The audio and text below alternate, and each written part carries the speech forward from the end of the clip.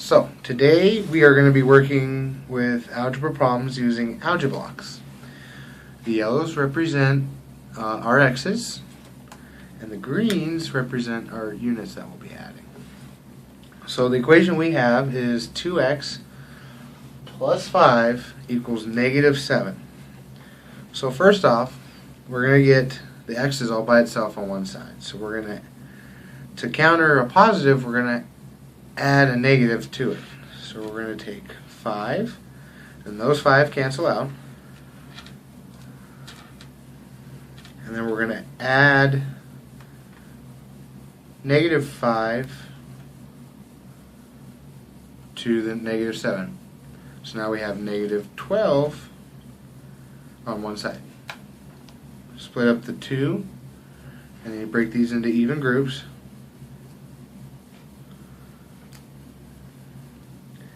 And you find out that x equals negative 6. The next equation we're going to be doing is 3x plus 4 minus 4x equals 7. To start this off, we're going to go ahead and simplify our one side. So we have negative 4 and positive 3x. So we're going to go ahead and cancel out 3 of these from both sides, leaving us with negative x plus 4 equals 7. Now we're going to go ahead and get x all by itself on one side. So we're going to add negative 4 to each side, canceling these out. Then we're going to add negative 4 to this side, getting rid of 4 of these blocks. Now, we cannot end an equation with a negative x, so what we're going to do is we're going to take negative x times negative 1 to make it a positive, but whatever we do to the one side, we have to do to the other. So we're going to take 3 times negative 1, which is going to make it a negative 3. So your equation equals x equals negative 3. Okay, so the next equation we're going to work on is a distributive property equation.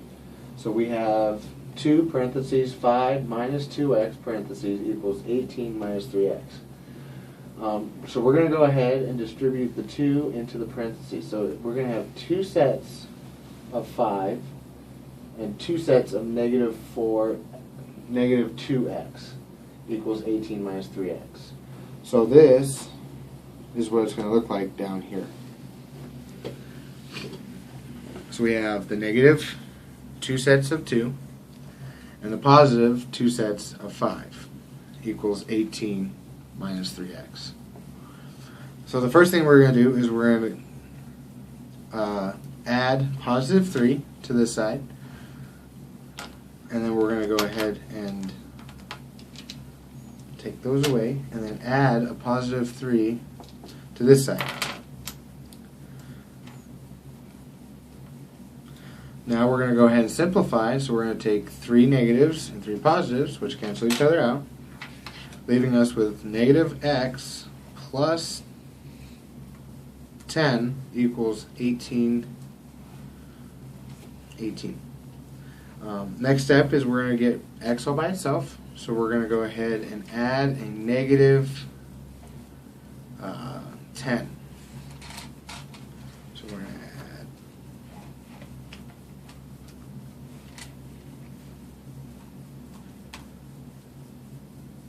so that's going to cancel all these. And then we're going to head and do the same to the other side. So now we're going to go ahead and simplify this side. Take away 5 from the top. And then remove the negatives we added. They canceled out. And now we see that we are left with a negative x, which if you saw last time, we cannot have. So we're going to take x times negative 1, and then the positives times a negative 1, which then will switch the x to a positive and switch the 8 to a negative. So our equation ends up being x equals negative 8.